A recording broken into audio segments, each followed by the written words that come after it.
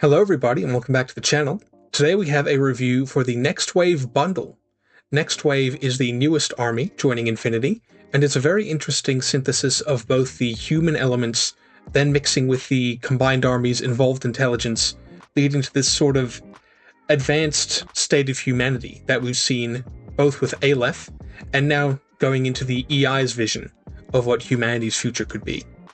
In this review, we'll be taking a look at the whole bundle, so that's the action pack, the tag, the Juggernaut, and the pre-order exclusive Glyph Warcor, which you can now pre-order as a bundle from Corvus Belli or your favorite retailer.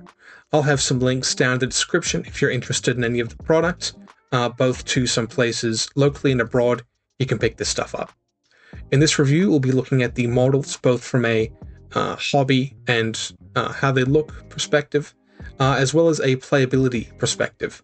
How well does this bundle set you up to play New Wave, and how well does it set you up to expand your New Wave collection? We'll be finding out in this review. But before we go any further, we have a pretty big disclaimer. This product was very kindly provided to me by Corvus Belli, and though I'm going to try to stay as unbiased as possible, you can never truly be free of all of your biases. So with that being said, let's take a look at what you get in the box. So what's in the New Wave bundle? First up, you've got the action pack, which comes with 3 Harbingers, who are the line troop for Next Wave. There's sort of a bit of a thought that a lot of the times line troops can be pretty useless, but that's not the case with the Harbingers. They're a very good line troop. Next up, 2 Rain Dancers, who are sort of hybrid mid guns and close assault. An Ironsides, who's your big chonky boy. A Contrabandolero as your midfield skirmisher. A Cliff Jumper as your drop troop, the beautiful Tech Dragon, who you can see pictured there, and Pandora, making 10 models. The Juggernaut itself is just one big model, and is that beautiful, beautiful S7 tag with that Beast and Rider. Really, really great model. Can't wait to show that one off. And then you also get the Warcor, who just comes in his own blister, for a total of 12 models. This is slightly higher than some other action packs we've seen. A fair few action packs tend to have 9 models, not 10, so that's pretty nice. So without further ado, let's check them out. So here we have everything for the Next Wave bundle review. Next Wave box itself, nice little bit of packaging, then the Glyph Warcor, and of course finally the big boy, the Juggernaut. Let's take a look inside.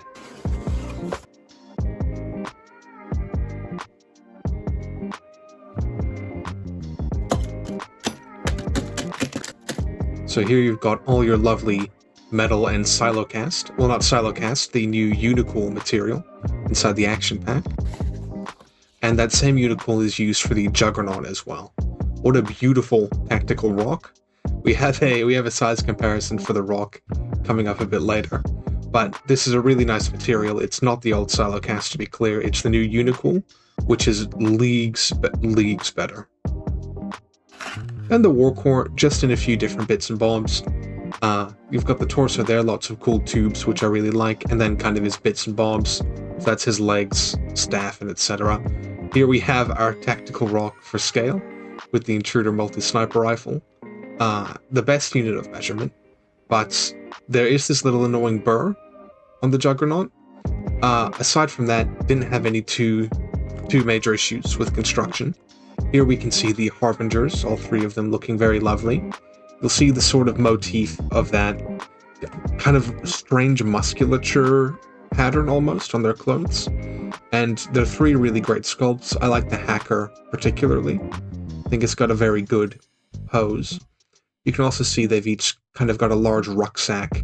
You can see kind of on the Harbinger on the far left, and the Harbinger on the right, they've got their rucksack for all their gear, which is quite cool. Really kind of lends into the tech aspect. Then we've got the 2 Rain Dancers. Now these ones came out really nice. The one spinning on the right now, I really like his gun, the Red Fury. It's a great looking gun. And then you can see the sword on the other Rain Dancer right now. It's a really cool design. It's sort of like a pistol sword almost. Pause the video, maybe go back, have a closer look, but it's a really, really cool design. You can see it pretty well there. They look absolutely fantastic. Then Pandora. She actually gave me a bit of grief putting her together, but I think that was more my glue than anything. And she comes in she comes in a few different pieces: the head, arms, legs, torso, and then those two kind of flaps on either side are separate pieces, and they gave me some grief getting it together, but I was a bit impatient putting all this together, so that's probably more on me, but she's a great model. Then the iron sights, it's a bit hard to make out his visor, just with the bare metal, but it's got a very cool look to him. The way his gun and armor aligned give him a very sort of efficient and vicious look to him. He's not really as big as you might expect for HI, but that's absolutely fine. Then the cliff jumper, this guy didn't go together great for me either, but one thing I really do like is his two little jump pack back flaps. I'm usually not a fan of the kind of fans or little ibbly wings on jump troops, but I think they did a really good job there on these kind of jump flaps. I like the design of the shotgun quite a bit as well, and that sort of goes for all the new next wave weapons. But here we see the Tech Dragon with his nice little turret. Again, Unicool, really great material. It's very sort of it's very firm. It's not as malleable as the old Silicast, which is great, but it does have a bit of flex to it. You can see I sort of misaligned one of the legs there, but that'll go down fine on the base because it does have that little bit of flex. The underbite is really cute and really funny. I'm a huge fan of the model. Then the Contrabandolero. Again, I'm a really big fan of the gun on this one, and I think I'll be using... Oop, started to slip. I think I'll be using this one as my Sacha or probably Gearhead, as I don't know if the Contrabandolero is going to see much table time, but it is a really nice model. She's got a very cool kind of bandana just below her head. Let's see if we can see it again here. Maybe not. But there we go. It's a really cool model. Then the Glyph Warcor, just chilling. Like him quite a bit. His staff is pretty funny. And I like his spindly little legs as well. Again, not too hard of a model to get it to come together. Just the two arms, the legs, and the torso. Nice and simple. But I do like the tubes on the front of the head. Going to try and get those to stand out when I paint these models. Really cool little mini.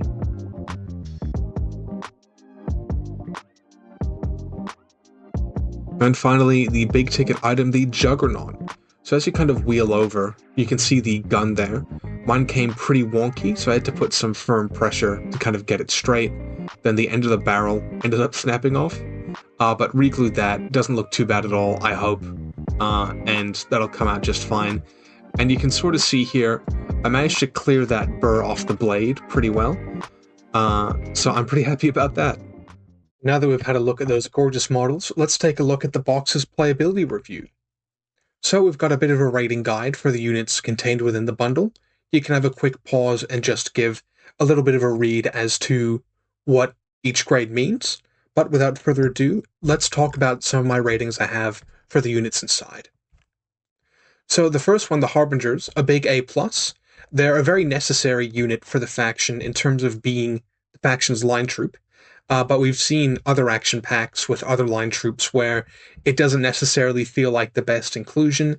This includes things like the Zhanshi, the Yujing line troops. You know, really they're a C, C- unit. In the last review, we saw the ISS line troops, you know, come up fairly well. They're a bit expensive. You won't necessarily see them in each and every list, but they're still quite good. But then you get to Harbingers, which very much kind of have the feeling of Fennec Fusiliers, where they are necessary for the faction, and that's an aspect too. But also, they're just excellent at what they do, and they bring a really great amount of tech and tools to the table. So I've played with and against First Wave a couple times now, and each time I've seen the Harbinger Lieutenant just as the cheapest lieutenant. It's very easy to take the Harbinger Lieutenant, a decoy, and then maybe another Harbinger. But generally, because of that intense order pressure, you're going to see Harbingers quite a bit. So you've got that necessity aspect, but then you've got units like the Hacker and the Forward Observer, who are just absolutely excellent, and you would still probably take them even if you didn't have all of this external pressure. So I'm giving Harbingers an A+ in terms of an include. Now, next up, Rain Dancers. I've given a C. And this C is more a reflection of the box having 2 Rain Dancers in it. They're a pretty decent unit. They're a really dangerous mid-range gun or close assault option, and even the mine layer is a pretty interesting include, but it is a sometimes food. I do think you'll see one of them quite a lot in a duo or Haris with Patroclus.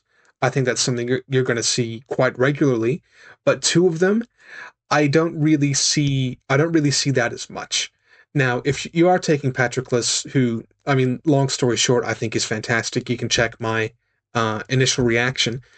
He does have a Hollow Mask, so the second Rain Dancer might just be nice to, chuck down as a Hollow Mask for Patroclus, but actually taking 2 Rain Dancers in a list, I really don't think that's going to happen. So overall, the inclusion of 2 Rain Dancers, I'm going to give a C.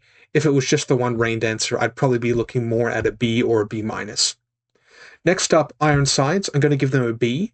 They're a really high quality and reliable heavy gun. They're sort of your first gunfighter who has the wounds and the mods to really make you start feeling safe. You've got units like the Stinger, starting at, 30 points, who, do have the reliability with the modifiers, but really don't have the wounds or resilience to back it up. You also got Chooser at about 35 points, but, again, it's just no wounding cap. If he gets blown up or something goes very, very wrong, and he goes straight to dead, and he takes 2 wounds, he does just go straight to dead. So at the Iron Sides, he's a good and reliable heavy gun, also having the Disco Baller option as one of your only 2, vision control tools in faction. I think it's one you're going to see on the table a decent amount of the time, so I'm going to give him a B.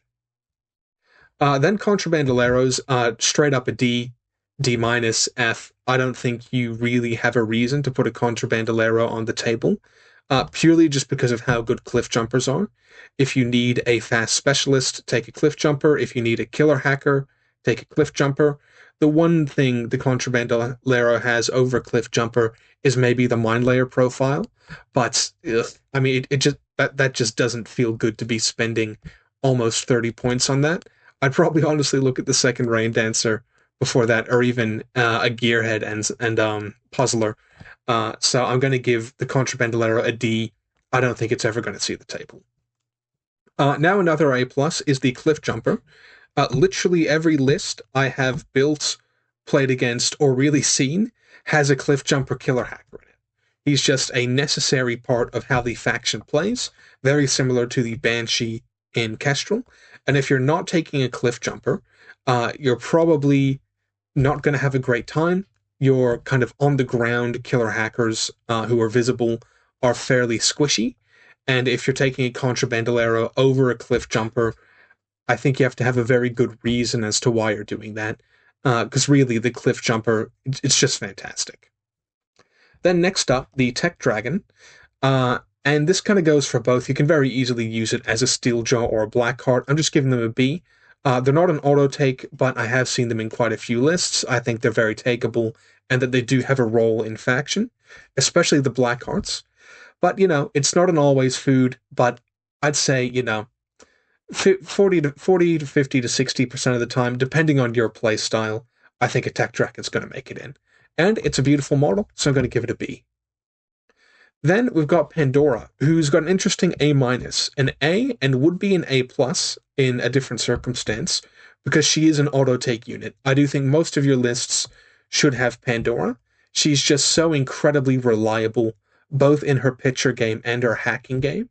No wounding cap and 0 pain makes her genuinely a nightmare to hack, and your opponent can throw away an entire order pool trying to hack Pandora. She has a great little unit. The one thing is, she doesn't really build well out of the box. You don't have a Stinger to pure duo her, and you don't have a second Tech Dragon of any kind, which means there's no way to give Pandora a burst bonus just out of the box, and she really does want a burst bonus. So I'm going to give her an A-. Then the Glyph Warcor, just giving it a quick C+. It's a necessary evil, makes most lists, but the difference between the Glyph Warcor and the Harbinger, both being necessary evils, is that the Harbinger is a very good necessary evil, and the Glyph Warcor is just a more expensive Warcor for very little return. So a C+ on the Warcor, but you are still going to see it in probably most lists. Then the Juggernaut, I'm going to give it an A. I think it's a solid and dangerous tag.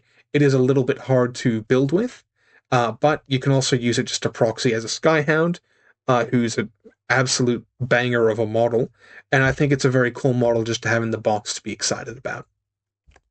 So here's some starting lists I've drawn up. On the left, we have a list if you don't want to proxy, and on the right, I've got a list if you do want to proxy using some of the models in the box. So taking a look at our no proxy list, we've just got an impure duo of Pandora and the Steeljaw, with Pandora just being there to make the Steeljaw regular. They can both sort of move up the field together, try and get in a better range band for Pandora's pitchers, and a better area for the Steeljaw to be nasty in. Then we've got just a quick little duo of a Rain Dancer Contender with a Harbinger, just a bargain bin Harbinger being a decoy for the Lieutenant, who's just got a Contender and is just there to deal some damage. We've got the same thing again, just expanding it to a Haris team, including a Harbinger Mine Layer for a bit of added defense, an Ironsides, and a Juggernaut, rounding out your Group 1. Then Group 2, we've got a Contrabandolero Mine Layer, just adding to a little bit of defense, and a Cliff Jumper Killer Hacker. And the idea is, whichever one of these two you need to be a playmaker, you can just spend a command token to shift into Group 1. Then in Group 2, we've just got the Glyph Warcor as well, just rounding out that sort of group, leaving a slot open in Group 1. Here he's not really going to be pressuring our command tokens, and he's just happy to be there as a happy ARO.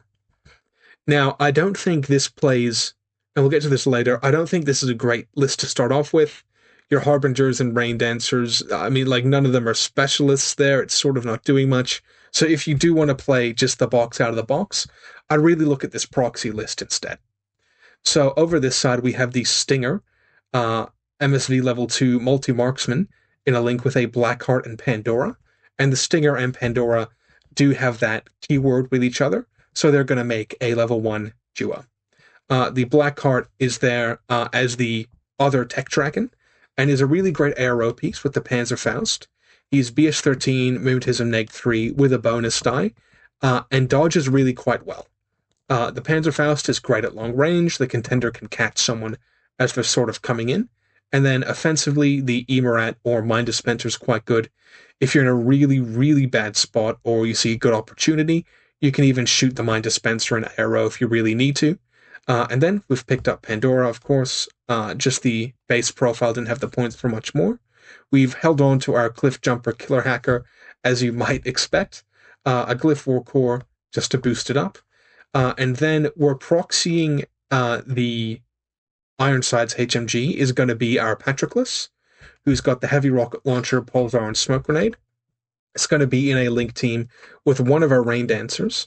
And sorry, I should say the Stinger MSV level 2, I'd just be using the Rain Dancer Red Fury for that. It's a really cool looking gun. And then keep the Swordy Rain Dancer to be your Rain Dancer FTO. We've also got our Gearhead there, who I'd recommend using the Contrabandolero. And that's our little Haris team, who's a very good assault team. To also push up, get in, get nasty, and shoot some pitchers while doing it.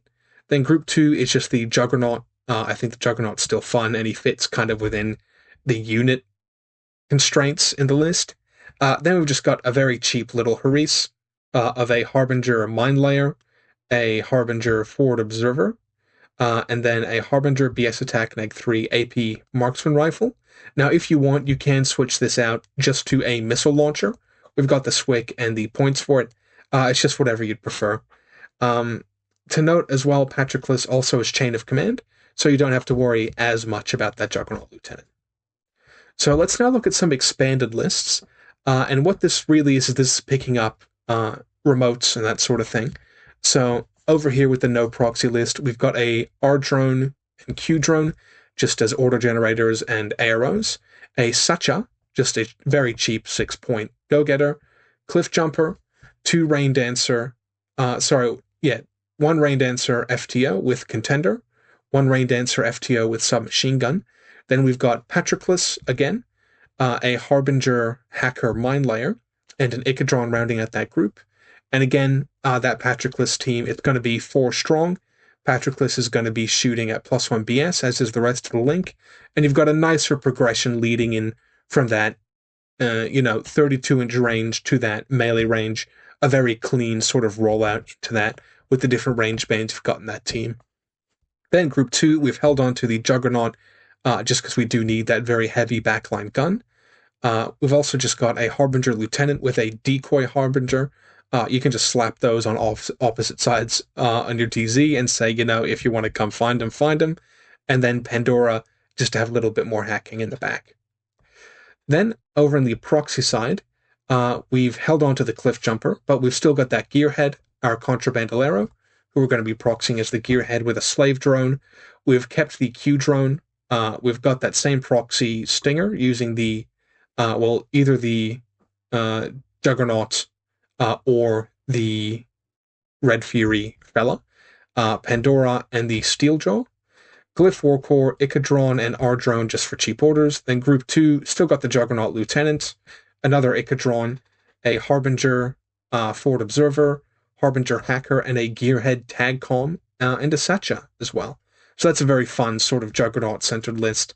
But again, you can also use that Juggernaut model for a Skyhound and, completely make a different list all your own.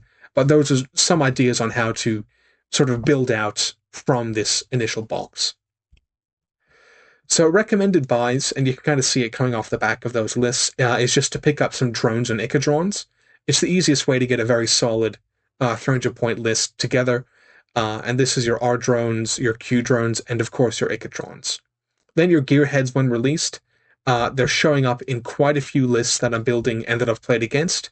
The Engineer and the Pitcher Hacker are both looking to be very popular, so I think they're a fantastic pickup. Again, when released. Till then, just use your favorite proxy. Patroclus, I'm finding him very hard not to brew with. He's a very key unit with reliable smoke, really good linkability, and just very fast and dangerous as well. Move 6'4", we know it's fast, but when you're moving 6'4", while not giving a shit about cover, that's blazing speed. And then Chooser, he's really your only reliable long-range MSV. You do have the Stinger, who's a bit closer in and only 1 wound, and most lists I'm seeing just have Harbinger, Lieutenants, Harbinger Decoy, slapping Chooser on the end of that and calling it a day, and that's a pretty effective link. That's quite an effective link. So the final grade, I'm going to give the models and sculpts an A+. They're really beautiful and boundary-pushing sculpts. The Juggernaut and the Tech Dragon especially are just incredible to look at, and I think are a real feat of ingenuity from CB. I think the Juggernaut, I don't know, I think it's probably the best sculpt, just period, and I don't know if, I can't think of another model. I was very impressed with the Byra Palace Guard from the last action pack, but I think it's going to be hard for CB to top the Juggernaut. You really got to see it in person. It's insane. And it's a very unique, the whole faction represents a very unique direction for the lore, which I'm really excited about. As a basis for starting your next wave, I'm going to give it a B. It's very easy to expand with some basic remotes, and you can make some okay lists without proxy. Well, sorry, you don't make good lists without proxying, which kind of drags it down a bit, but you can make some genuinely really quite good lists with some very easy and natural feeling proxies. And look, they do suffer a bit just from being a wholly new faction, just not having all the models sort of out in range yet. But with the Infinity proxy rules, that's not too much of a problem. But then the playability out of the box, just on its own, it's pretty rough. They don't, I would feel pretty bad as a new player if I got this box and just tried to put it on the table. It's sort of lacking a bit of internal synergy that you'd want to see within the bundle, and without proxying. And if you're a new player, you might just not, you don't have that knowledge of the proxying culture and rules with Infinity, because it doesn't play well with itself out of the box. So, with this being said, let's take a look at the final grade. I'm going to give this bundle for Next Wave a B. So the good is it's a very solid and necessary inroad. to a really great faction for intermediate or experienced players.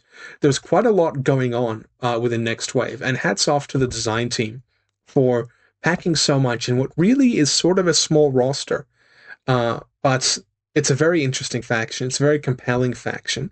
And it's got some really outstanding sculpts in the bundle as well that are really going to draw people in. It's got incredibly easy expansion. You really just need to pick up support elements, and then you're good to go in terms of a really nice proxy list. And even though we see in each action pack, which is, what this is going to become, 3-line troops generally is sort of a maligned design trope sometimes. But I think the bundle here and the faction really does benefit from just having 3 Harbingers. I think that's a really good include. And the bad.